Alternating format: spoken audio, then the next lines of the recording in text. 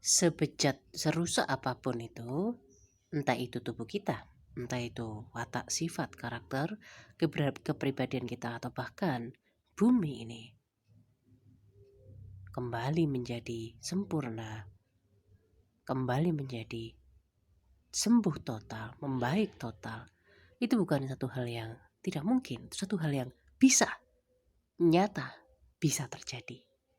Hanya karena kita tidak percaya bukan berarti itu tidak bisa terjadi, tidak bisa terwujud. Hanya karena kita tidak pernah melihat, hanya karena itu tidak pernah terjadi pada kita, hanya karena orang-orang sekitar kita tidak mengalami kesembuhan, perbaikan. Bukan berarti itu tidak mungkin. Kita mati sekarang saja mungkin. Kenapa sembuh total, bersih total, baik, kembali baik, bahkan sangat baik. Kenapa tidak bisa? Jangan berpikir picik, rahmat Allah itu sangat luas dan tidak hanya diperuntukkan untuk orang-orang yang berbaju putih saja. Hanya untuk orang-orang yang mau pergi ke sekolah namanya kedokteran. Bukan. Barang siapa dalam hatinya ada niat, itu kata kunci yang adil. Allah sesuai prasangka hambanya. Innamal a'malu binniyat. Rahmat Allah diperuntukkan untuk semua orang. Gurah adalah salah satu rahmat Allah yang dikurniakan Allah kepada kita sejak dari dahulu kala. Gurah itu berlevel-level tergantung dari karakter orangnya. Kalau cengeng ya kita kasih dosis yang sangat ringan ya. Lalu penyakit itu hanya ada dua sebabnya. Pernafasan yang jelek, jalur pernafasan atas yang jelek dan lambung yang jelek. Pernafasan atas yang jelek maka akan memicu lambung yang jelek. Maka dua kondisi ini akan memicu banyak permasalahan dan semua permasalahan berakar dari dua ini. Sebut saja bronkitis, sebut saja pecah pembuluh darah atau hematoma, sebut saja kanker otak, sebut saja kanker rahim, keputihan, susah punya keturunan, spermanya encer, hamil anggur dan sebagainya. Jantungnya bisa meledos, ototnya pedot. Semua dari mana? Hanya dari kesehatan itu tadi. Kesehatan dua organ yang utama tadi.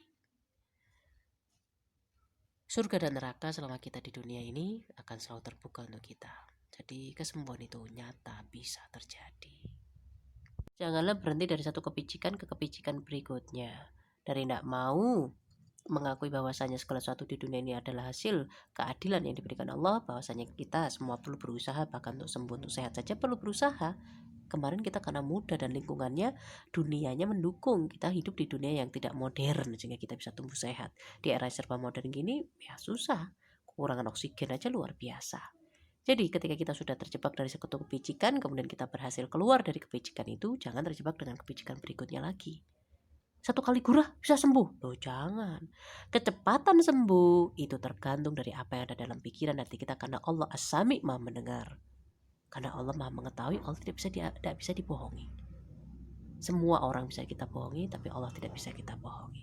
Apa yang ada dalam pikiran kita, seberapa kita punya keyakinan, seberapa kuat keyakinan kita, seberapa kita menghibah kepada Allah ketika kita kesakitan, melung-melung siapa yang disebut, nama siapa yang disebut, seberapa kita yakin, seberapa kita ikhlas, seberapa kita tulus. Makanya dikatakan ini wasilah perantara yang bisa mencapai ridha Allah, membuka pintu ridhonya adalah apa yang dalam pikiran kita. Legalitas manusia dan legalitas Allah, mana yang lebih kuat, mana yang lebih besar. Seperti apapun manusia mencoba melegalkan melalui kekuasaan tentang satu teknik metode berobat, tidak akan bisa mengalahkan legalitas milik Allah. Zaman apapun, seperti apapun era kehidupan manusia, maka hidup itu sangat luas karena diciptakan oleh Allah yang maha luas, yang maha kuat, yang maha hebat. Maka legalitas manusia tidak akan pernah mampu bisa mencapai seluruh elemen kehidupan manusia.